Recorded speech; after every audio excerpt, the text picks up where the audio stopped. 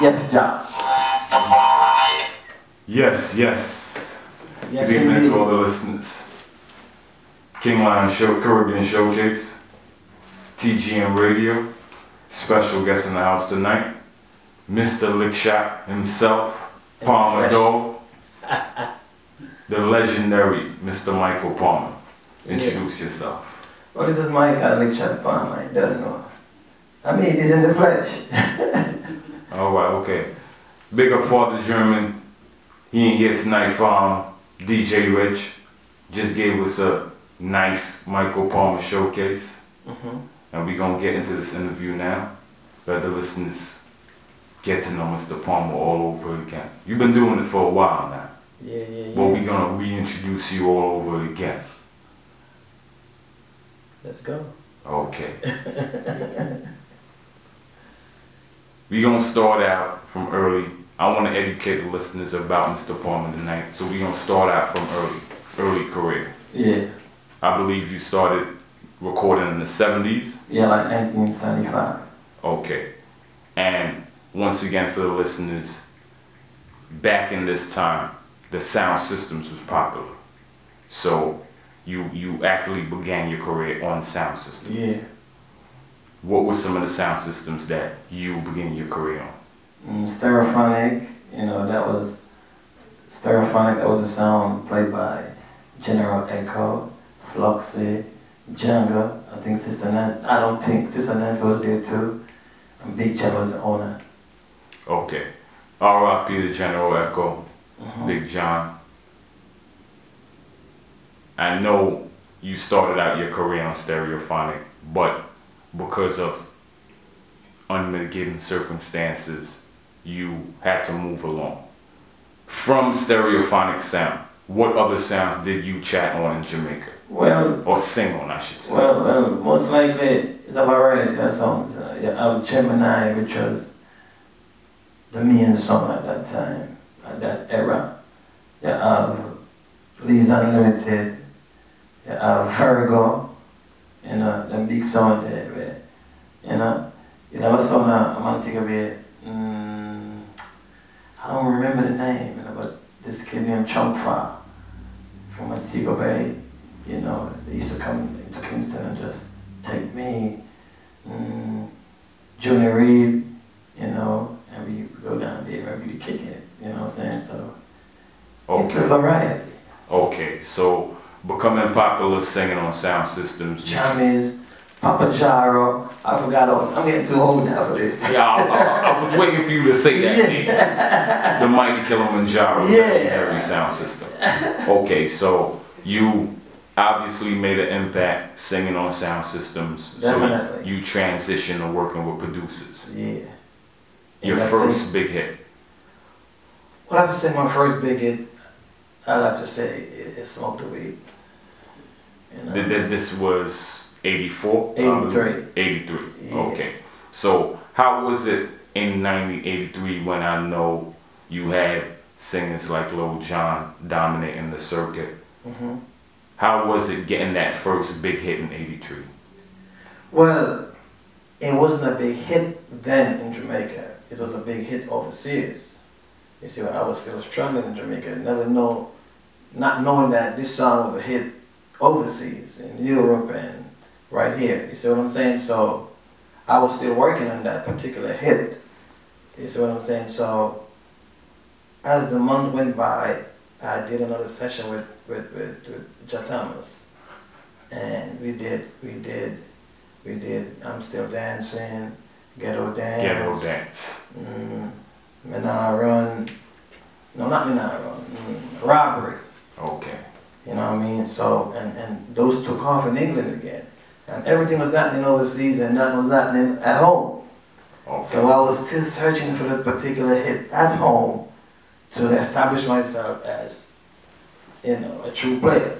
Okay. Well, it took months, and it took an episode for it to happen. You know what I mean? So when it happened, it was astonishing how it happened, but it happened. It was Big Shot, you know what I mean? And it had a long story to it. Okay. What did you catch up in any competition doing that tune? Was it any sound clash that you won the clash doing that tune? Not really, but it was really a get promoted by the sound system on a Wednesday night.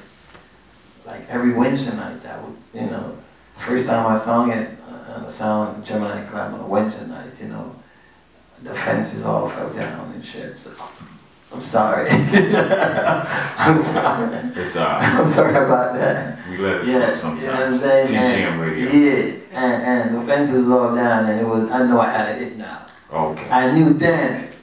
That first Wednesday night, when the fences started to fall apart and blah blah blah, and, you know what I'm saying?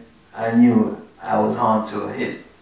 Okay, so at this point in time, were you still singing on Gemini? Yeah. Okay, so internationally, I know Gemini was one of the sounds that traveled a lot. Mm-hmm. So you was also getting that international. No, I never did. Okay. Never. Okay. I never. Okay, so let's move on to circle. You're working with Ja T now. The Thomas. Ja Thomas. Yeah. Pardon me, yes. So we did those songs. I did a showcase album for him, and it consists of I'm Still Dancing, Ghetto Dance, Robbery, and Cooling Up, these songs, and I was getting good raves that, you know, you got a big hit in the UK, man. I said, what big hit you talking about? And it was like, you sing that song, I'm Still Dancing, and you have another one coming up right now, it's Ghetto Dance. I was like, oh, those are Thomas's songs and stuff. So I was like, what? Every time somebody come by, they would be like, yo, Liquor Johnny come and say, yo, Palma, yeah, mash up England. And Liquor John came back from England and said, oh, you mash up England. I said, mash up England, I'm still here, man. You know? Okay, so when did you get your first flyer?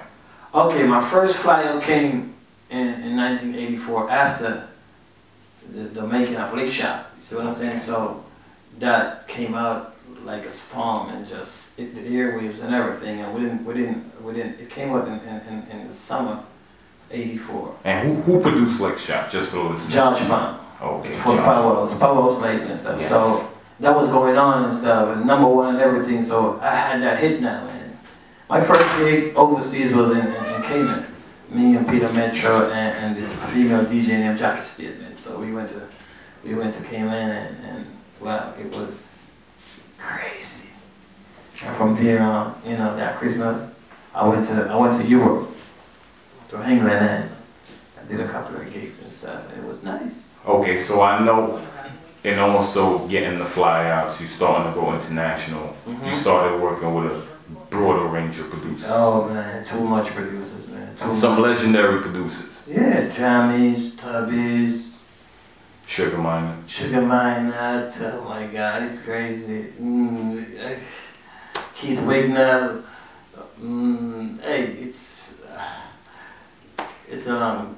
I do stuff with, what's his name? This guy that used to produce Off Point. I think the label was Sunset. You know, Earl Myrie and John Lewis. Okay, so at this point in time, you're working with a number of different I'm working with everybody, man. Midnight Rock, Green everybody. Sleeves. Okay, Channel 1. Oh yeah. Yes. That was No More Lean Boot right there. Okay. Okay, so did you put together any compilation of music in that time, or was it just a hit here on I had labels? compilation because I didn't just do one song to these producers. I do several songs and stuff. You know what I mean? But album-wise, it was just Powerhouse. You know what I mean? And Jack Scorpio. I had an album. You remember that song, Sweetie Daddy? Yes. And My Region, written by Sassafras. I had that album for them, and it was doing good too. Okay, now in this time frame, in this period, you also had compilations, or I would say albums, with other singers. Yeah. How did that come about? For example, Frankie Paul. How did it come about that you were? Well, I have no idea how it comes about, but I did he told me he's doing a showcase. Jammy. I think that's Jammy's album. Yeah. He told me he's doing a showcase. He didn't tell me with who. Next thing I know, it was Frankie Paul. You know, I think it was Double Trouble, something like that. Okay, so with that being said, you not knowing how the showcase was presented. Did this cause competition in between you and the singers? Nah, we was like brothers, man. It's a different time then, man. Okay. You know, we like that. We like that. Okay. So, as far as this time frame where you're working with producers, did you stop singing on sound systems and? I never did. You never did? Never. Okay. Why is that? What is the influence that sound system have? It's just a vibe that, it's a vibe that spontaneous, man. And you'll come up with stuff that you don't imagine you're gonna come up with, because you just go there, you take a mic and you just sing, and next thing you know, you're singing something, and tomorrow somebody might call you and say, yo, I heard you singing something last night, man. Let's record it. You know what I mean? So those things, like, from the head top, you don't write nothing and go to the dance and say, hey, I'm gonna do this tonight. Nah, not then. They probably do that now, but we don't do that then. We just be freestyling. You know what I mean? Before the program started, we were having a discussion, and I told you that I saw you a couple of years back in a sound clash. Mm-hmm. How do you feel about the advent of dub plates over artists really singing on sounds? Well, I think it's a nice gesture, and me saying a nice gesture is that the dub plates, you're getting paid to do those dub plates, and most of us don't get paid for making records. So if you're getting paid now to do a dub, hey, it's more glory, man. Okay. I wouldn't say that you took a break, but in the 90s, you... Musically, you know what I mean? And we never really come across trying to do nothing, like him producing me or I'm singing for him or whatever. It's just that I went to do some dubs. On this project that we started right now, it started out by me just doing dubs. You know what I mean? And after I finished doing the dubs, he was like, Mikey P, my little brother, yeah, singing it. I said, yeah? And he was like, yeah. You need to get yourself together and do something, you know. I was like, yeah. He was like, yeah. So I said, I want to go about doing that. And so, well, listen, I got a little production thing going on and stuff, and I got like 4 beats right now that I'm working with. And I could send them to you, and you listen, and whatever you do now, whatever you like out of the 4, and you choose to record it in 2 or 3 days from now, in another 4 or 5 days, it would be out. I said, are you serious about this? I said, man, I'm dead ass serious, man. So I said to him, man, here's my email, send the beats to me. And by the time I got home, they popped up. And I played the first one. The first one I played, I didn't listen to the other 3. Seriously. Okay. I just came up with this song, Dreams. Just like that. So many nights I'm having these dreams of you, then waking up, realizing those dreams ain't true. It's crazy. And I sent it to him, and he was like, what? You gotta come over here now. we gonna let the listeners hear that in a minute. We gonna let the listeners hear that in a minute. I just went by, he called me a couple of days later and said, man, I got some stuff to do, and I think it's Buffalo he was at. So I said, all right, I'll wait till you get back. He said, another 3 or 4 days I'll be back. He came back, and man, it was crazy, Ed Robinson is a real deal, man, believe me. Okay, so we're gonna get into that track in a minute, but apart from that, what has Michael Palmer been up to for the fans to know about? Well, let me tell you something. I just been doing shows, man, across the country, like back west. You know what I mean? I do the Bob Marley Fest and stuff like that. And I get shows, and no live recordings or nothing. They just gravitate around the old songs and stuff, so I never really get no urge to do nothing new like that. You know what I mean? So I do the new stuff. I do the old stuff, and it's like vintage wine, man. With that being said, for the G, let's hear some of that vintage stuff he's talking about.